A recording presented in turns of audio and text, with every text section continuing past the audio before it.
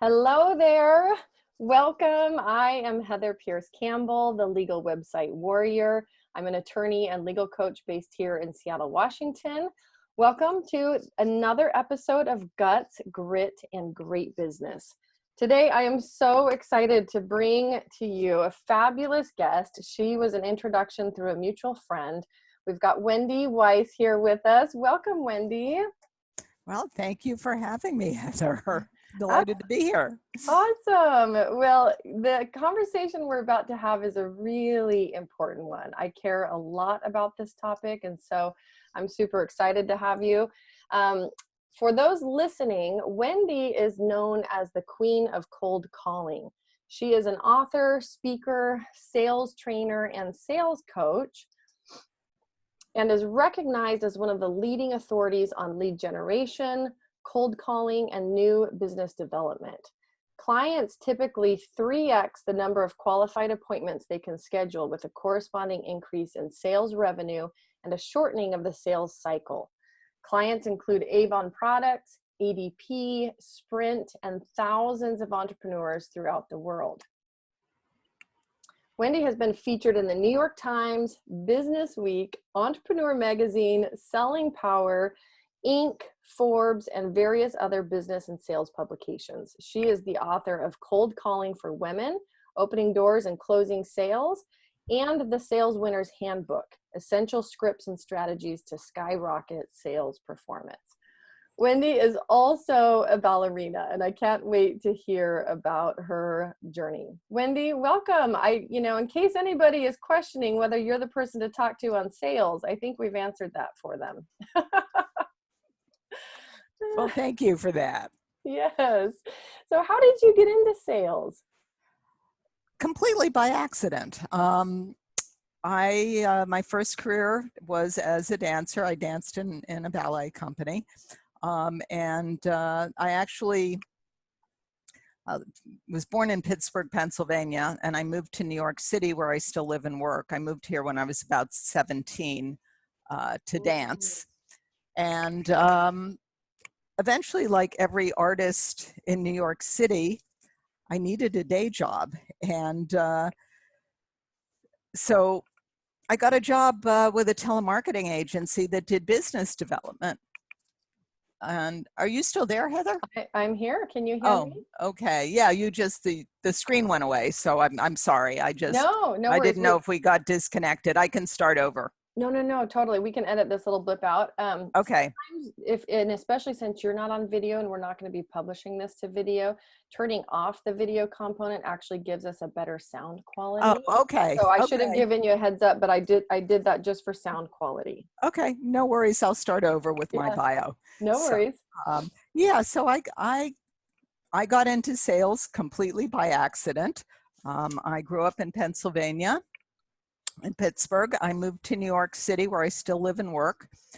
I moved here when I was a teenager. I was about 17. I moved here to dance. I studied at the Joffrey Ballet School. And eventually, like every artist in New York City, I needed a day job. And I got really tired of waiting on tables. So then I got a job with a telemarketing agency that did business development. And it turned out I was good at it, which was a complete surprise, because ballet dancers, we don't talk. We just dance. We don't talk. And so I did that day job for a while. And then I started my own business, where I had clients that I would represent, and I did business development on their behalf. It was actually one of those first clients that dubbed me the Queen of Cold Calling, because I found so many opportunities for him.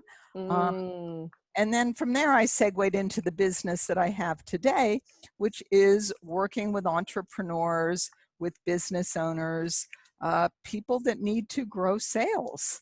And the one thing I really do want to share with everyone that's listening, because people say so many dumb things about this topic, about cold calling, prospecting, selling, and the really dumb things they say is you need to be a born salesperson. There's no such thing. I was not a born salesperson. I was a ballet dancer. I didn't know anything about sales or business, but I was really lucky because when I got that day job all these years ago, um, they taught me this skill. Mm-hmm. And learning this skill enabled me to build a business. So I simply want to really emphasize for all of our listeners that if you are struggling with sales, if you're unsure, it's not your fault, because people say a lot of dumb things about this. It's a Mm-hmm. communication skill. You can learn it. You can improve on it. And that's what I have to say. Yeah. Well, I love what you said. I'm going to quote you. Learning this skill enabled me to build a business. It's interesting. I went to a business conference one time early in my journey, and I remember, there was a room of several hundred entrepreneurs and somebody from stage asking us what type of business we're in. And of course, you had a massive variety of answers, right? Somebody's in tech support, somebody's in sales, somebody's in, for me, I'm in legal, right? And everybody is so focused on really, what they are a technician of, right? And it was like, no, wrong answer. You're all in the business of marketing and sales. You just happen to be doing that in a particular niche. And what you're saying about learning sales enabled you to build a business. Like, sales is the thing primarily that we all have to do, especially for entrepreneurs that are, as you and I were talking about, are smaller businesses, are solopreneurs, or have small teams working with them. We all end up needing to learn marketing, sales, a bit about technology. And from my standpoint, the same entrepreneurs have to learn a bit about legal. But sales, I mean, you have no business without sales. So it's just, it's one of those conversations that's so important. And it also, I think, often really scares people. There's a lot of folks that are not really comfortable even talking about sales. Yeah, that's very true. And what's unfortunate is that the idea of sales, or the idea of selling, has been very demonized. Mm-hmm. And lots of times when because people say this to me all the time, well, I don't want to be a salesperson. Or they make finger quotes. They Right. say, I don't want to be a salesperson. They make finger quotes.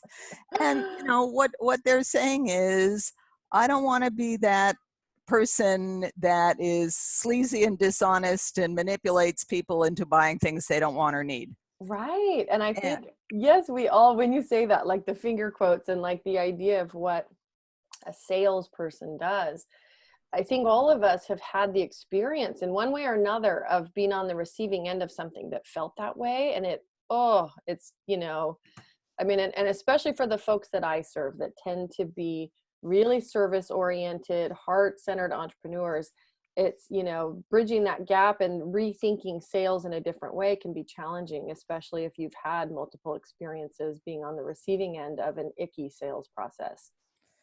yeah, but I think that concept does a real disservice to most salespeople, because most salespeople are not like that. Right. And the other thing is, when somebody says that to me, oh, I don't want to be a salesperson, meaning I don't want to be sleazy, dishonest, et cetera, I ask them, so do you believe in what you're doing? Do Right. you believe in the value that you deliver to your clients or to your customers? Are you doing the very best that you can to make sure they get that value? Because here's the thing, I looked up the word sell in the dictionary, and it didn't say anything about sleazy, manipulative. What it actually said was to persuade someone of the value of Yeah. whatever it is you're selling. Right. So the concept of value is inherent in the definition. Mm. So if you are selling, what that means is you are offering value. Well, I like that. And to me, I had the opportunity early in my business path. When I graduated law school, I actually started two businesses, my legal practice and a photography business. I'm a I'm fairly creative by nature, and I just wanted to be able to keep my foot in the world of doing something creative and not, being 100% sucked into law. the photography business ended up being a really fun playground for learning sales. And what I concluded after studying, I mean, I bought every sales book in the world, and I really was committed to learning sales. And, you know, now the way that I see sales is like, sales is serving. You are not serving people unless you are selling them, you know, in what you do, because I mean, it's exactly what you said. Do you believe in what you're doing? Do you believe that there's tremendous value there? And I think that, you know, for people to connect those dots, it makes a drastic difference in the way that you think about sales. Yeah, and I would even take it a step further to say that if you believe in the value of what you are doing and you are not Right. prospecting and selling, you are actually doing a huge disservice to people, because Yeah. you could be helping them and Right. you choose not to. Yes, the people that need you are waiting for that solution. And absolutely, we are all doing a disservice when we're not selling it. It was really interesting. It was eye-opening. Some years ago, I had a friend who's also in sales, and she wrote a simple little book about like 17 sales signals or something that we miss. You know, it was something like that, about how people are actually communicating with us that they need the thing that we're doing, or they're inquiring, or they're posing certain questions, or doing things in a certain way that we miss all the time in the sales process or in the sales conversation. And we don't recognize those as buying signals. What's your experience in the sales world with how most of us get that wrong? Well, the biggest thing that I see, and the biggest struggle that I think a lot of entrepreneurs and business owners face when they are trying to sell Mm-hmm. is, and it's very legitimate. It's because you, as a business owner, you're enmeshed in what you do, and you Yes. are an expert in what you do. The problem is nobody cares what you do. They they care how they're going to be better off after you finish. That's right. And so one of the things that we do in our training programs, we do a program called 3X Appointments that helps business owners triple the number of qualified sales appointments they have. And the messaging is so crucial. The way you talk about what you, well, rather than talking about what you do, you need to talk about the results That's right. of what you do. That's right. And I heard that described one time as like, you know, trying to sell somebody a seat on the airplane by talking to them about the cup holder and the seat and the, you know what I mean? Like all the logistics of the how, versus talking to them about the destination, that, you know, right. they're going to get where they need to be going. And I thought that was a, you know, a somewhat good analogy about, we get so focused on the how we do what we do and, you know, the details of it, that we miss the point. And we should always be talking about how it's serving the client, how it's going to transform their lives. I think Yeah, sell the destination, not the plane. that's right. That's right. Well, I love that. And I know that there's probably a million ways that we get the sales conversation wrong, right? And that's one of them, is approaching it from the the how we do. What else do you see, especially for entrepreneurs that are, you know, doing sales themselves? What other kind of mistakes do you see people making? Well, the big one, and I said this earlier, that people say a lot of really dumb things about this topic, and that, one of the ones I mentioned was that you have to be a born salesperson. And Yes. because of that myth, and it really is a myth, a lot of business owners think, I'm not a born salesperson, therefore I can't sell, therefore I'm not going to even try. Mm, And that's not really a thought process that supports you. right. So doesn't matter that you're not a born salesperson. Nobody is. Yeah. So Well, that's right. Anything that we do in business, like how many of us were born just, understanding each aspect of, what we end up doing in our adult life? Mostly Oh, none of us. not me. I danced in a ballet company for 10 years. Like I didn't know anything about business. I love So, that. Well, and talk to us a little bit about your ballerina journey. I had a friend growing up who was a ballerina, and I always remember just thinking, oh my gosh, like how does she do it? Seemed pretty hardcore. it's very hardcore. Yeah. It's very hardcore. And you start training when you're very young. My Mhm. mother always told me a story that when I was like 5 years old, as soon as I could walk, I would turn on the radio and dance. Mm. And but I had no sense of rhythm, so she enrolled me in ballet classes, and she didn't know what she was getting herself into. But um, it is very rigorous. Mhm. However, I truly believe that everything I know in life I learned in ballet class, and I'll give you an example in terms of what we're talking about right now.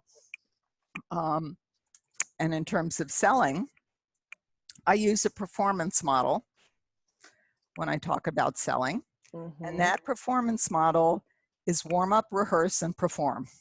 So Mm. if you're a dancer, the very first thing that you do before class or a rehearsal or a performance is you have to warm up and do all the things that you need to do to get set up so you don't hurt yourself. Yes.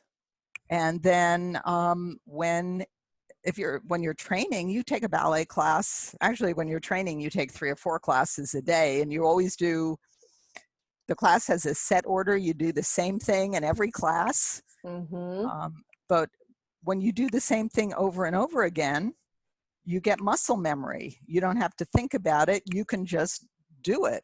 And the same thing when you have a performance coming up. You don't just run out on stage and start dancing. You rehearse.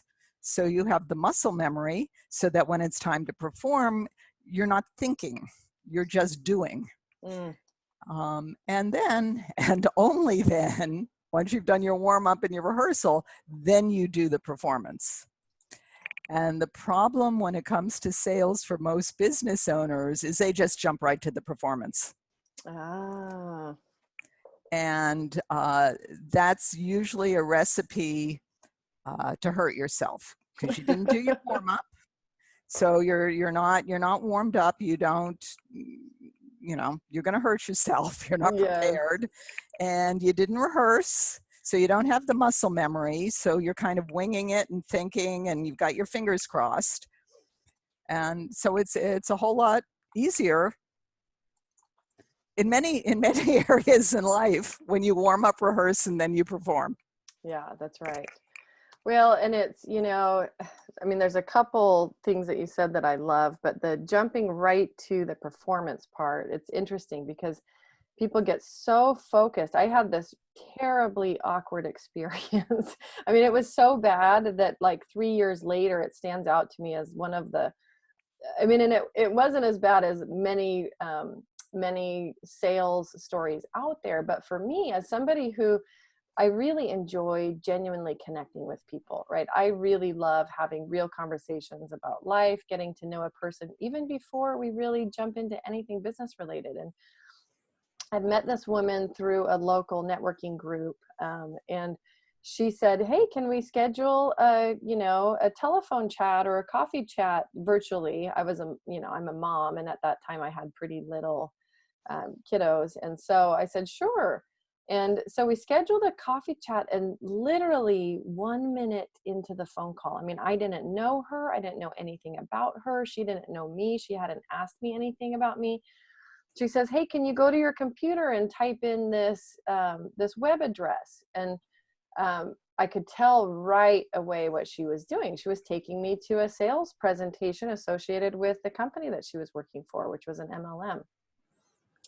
And I just said, "Oh, I'm sorry. I really thought this was a get to know you call, not a sales presentation. That's not what I signed up for." I was really direct with her because I just didn't have time for it.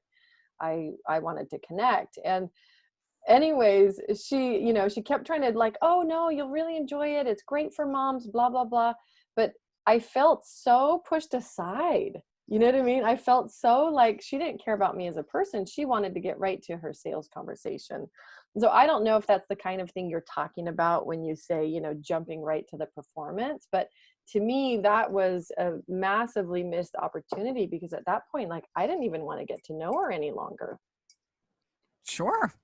Sure. And yeah, that's certainly part of it. What I would say to someone that's an MLM or even somebody that's not in an MLM, Mm-hmm. that the homework, the warm up that you need to do is identifying, what's the target, what are the best kinds of companies or the best kinds of people for you and whatever it is you're doing, and what are the challenges that they have that you could actually help them with. How do they talk about their challenges? Sell the destination, not the plane. Right. And then when you invite someone to for coffee, hopefully you've invited somebody that you think fits the profile of a good prospect for you. Mm-hmm. And you invite them with language that is about the challenge that they have that you think you can help them with, so Yes. that they are not surprised when you launch into a sales presentation, because they already know why they're there. Yes. Yes. Well, and I think that element of surprise is what most people, especially looking backwards on any sales conversations where they felt tricked or, duped or something, that's a huge part of it. Like my sister, there's a gal who reached out the other day wanting to connect with moms and just do interviews. Like she's not selling anything. She just wants to connect and find out more about struggles that moms are facing right now. But the first question my sister asked is she going to try to sell me anything? Right? I think people have this big upfront wall of like, oh, I don't want to be pulled into one of those icky like conversations that go sideways where I think I'm getting one thing and instead I'm secretly being sold.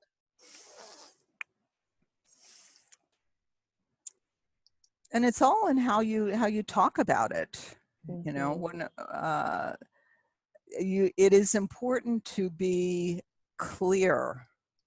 If you're inviting someone for coffee just to get to know them, that's one conversation. If you're inviting them for coffee so that you can talk to them about something else, you need to be clear about that. And if you're interviewing someone and you invite them to be interviewed, you can say, this isn't a sales call, I'd simply like to interview you. And then you're being clear. Yeah, exactly. Well, I love that. I mean, I Yeah. think clarity helps all of us. Yeah, because So, the other thing, let me throw in one more thing. It's not that people don't want to have sales conversations with you. If they have a problem that you can fix, they want to talk to you. that's right. But what they don't want to do is just kind of be surprised or pulled into something that they have no interest in. So that's why you do your warm up. You Yeah. figure out what's the target, who are the best people for me to be introducing myself to, and how can I do it in a clear and non-pressury kind of way. Yes, absolutely.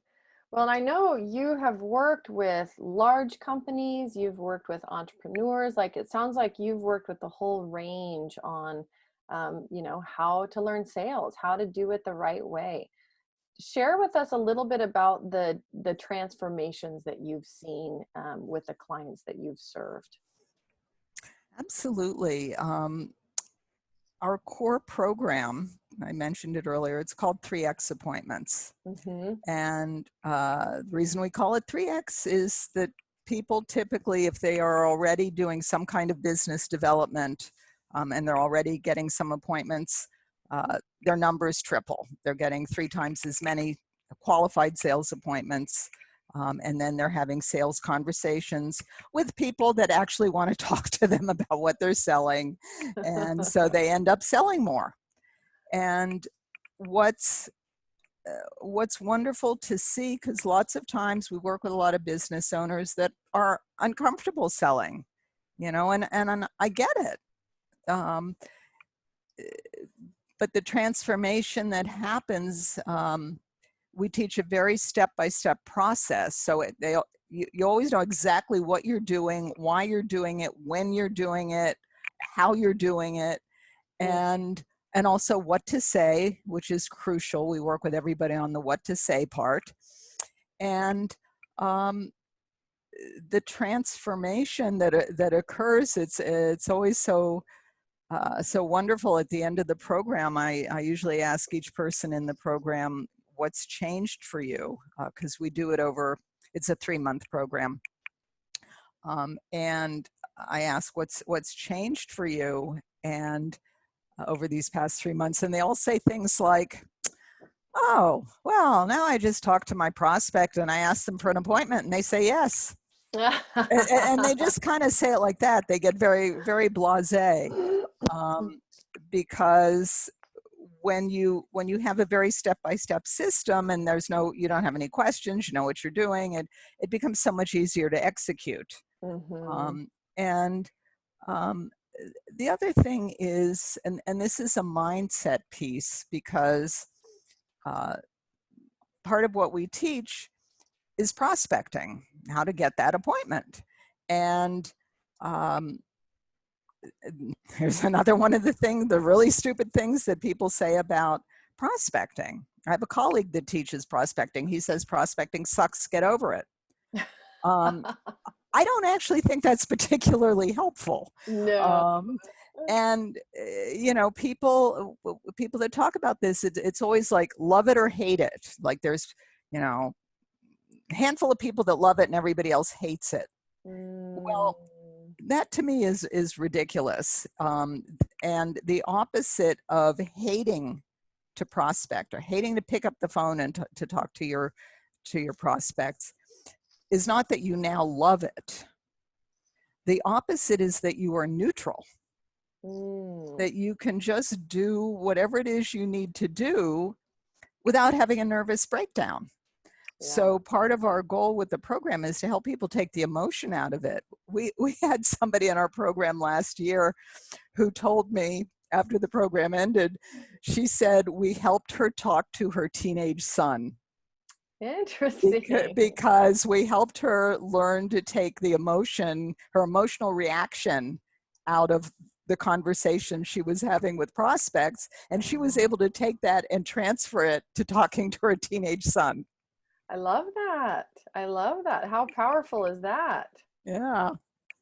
Well, it's true. I remember talking with somebody, another friend recently, who said, you know, basically everything we do in life is sales. Communication is sales, right?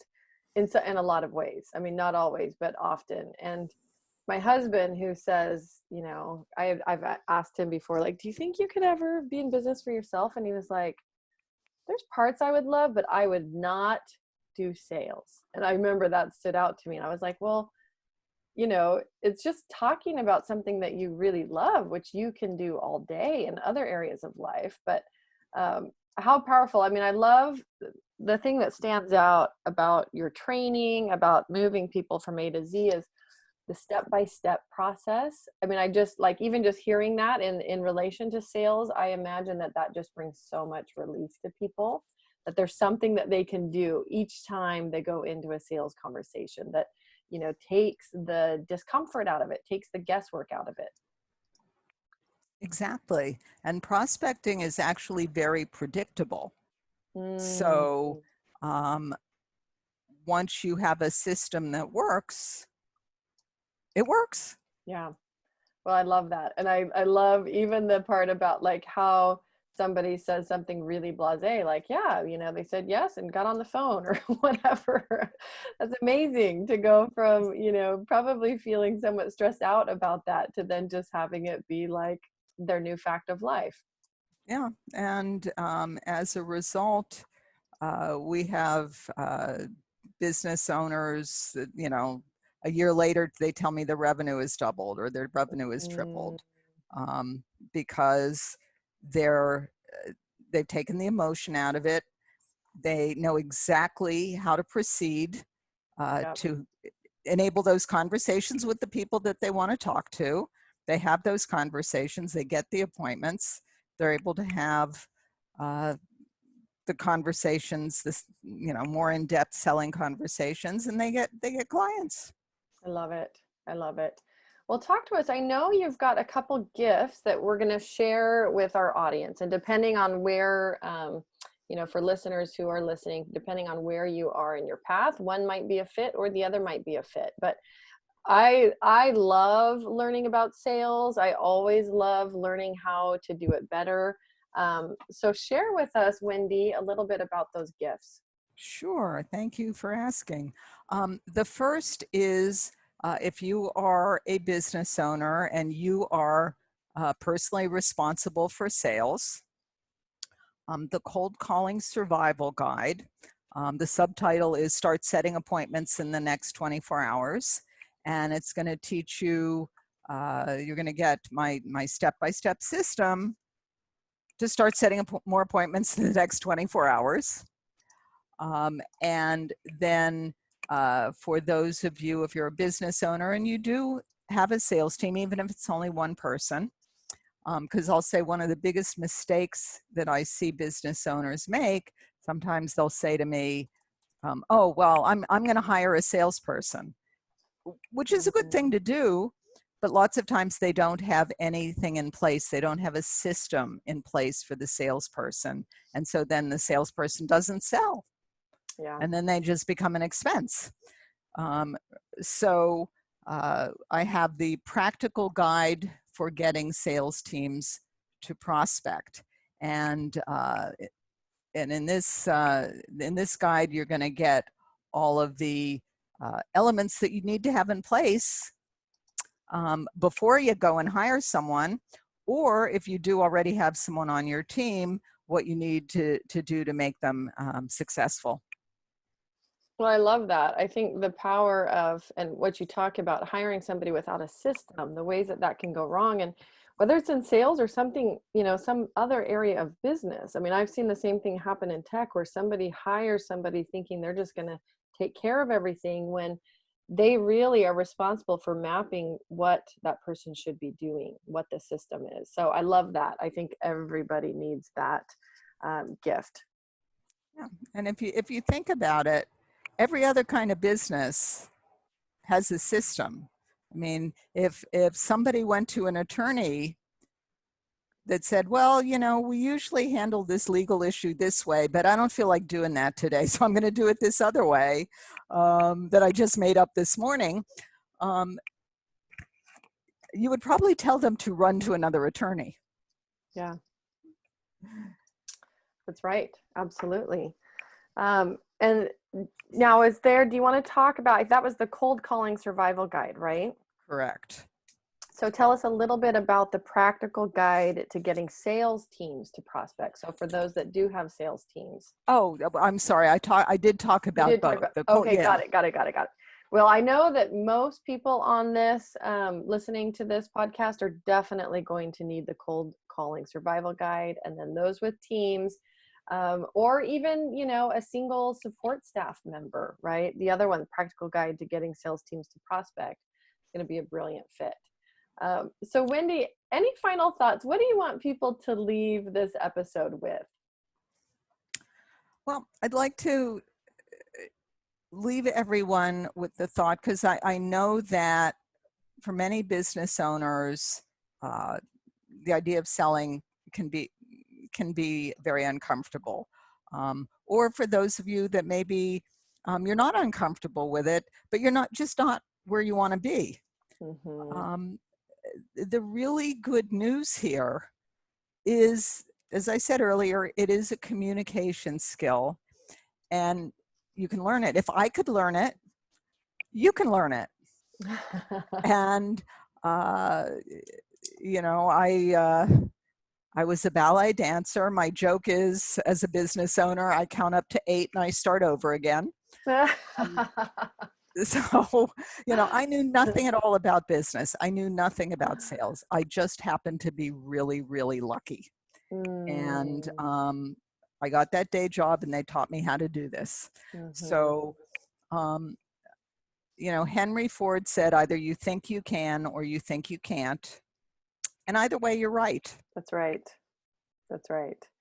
Well, I love what you've shared with us. I mean, about the power of learning sales, right? And again, your quote of learning the skill enabled you to build a business, and how simply you break it down for people and the transformation that you create. Cold calling is not dead. I mean, I can personally attest to, and it's not direct cold calling. I mean, what I try to do is engage people first. Like, so for example, I've got this LinkedIn system where I connect with somebody, but my number one goal is to get them on the phone. I want to create a real relationship with them. And so a lot of people even are uncomfortable with that, but I make that invitation in my very first message, like, hey, I'm a connector, I'd love to learn how to be a great, connection or referral source for you. Do you want to have a quick phone call? Some people might consider that a cold call. I don't know them, we've had one simple interaction, but the number of times that those people turn into some of my most powerful conversations, whether it's just a new colleague or a new referral source or a new client. I mean, it's been a really, really actually fun thing for me to do in my business. And so I love what you do, Wendy. I love that you teach it. I love that you help people transform their businesses through sales. It's really important. Thank you. Thank you. I'm so grateful to you for joining us today. So folks that are listening, be sure to check out Wendy's gifts. You can find them along with the show notes, along with some more contact information for Wendy on my show website, which is legalwebsitewarrior.com/podcast. Wendy, how do you like to connect with people? For people that do want to follow up, and they'll find the links on the show notes page, but how do you like to connect? Well, our website is coldcallingresults.com. So you can always contact me through our website. But also, I am a phone person, so I invite you to give us a call. And that number is 866-220-4242. Or you can shoot me an invitation to connect on LinkedIn. I'm always happy to do that. Awesome. Well, that's fabulous. I was hoping that you were going to say by phone, just based on your background. That makes me happy. I'm a phone connector as well. But if you're listening and you want to reach out to Wendy, get a hold of her. You can also visit the show notes. But Wendy, I hope we have the chance to talk to you again. Really great to connect with you. Thank you, Heather. Thank you Yep. for inviting me. Of course. Bye-bye.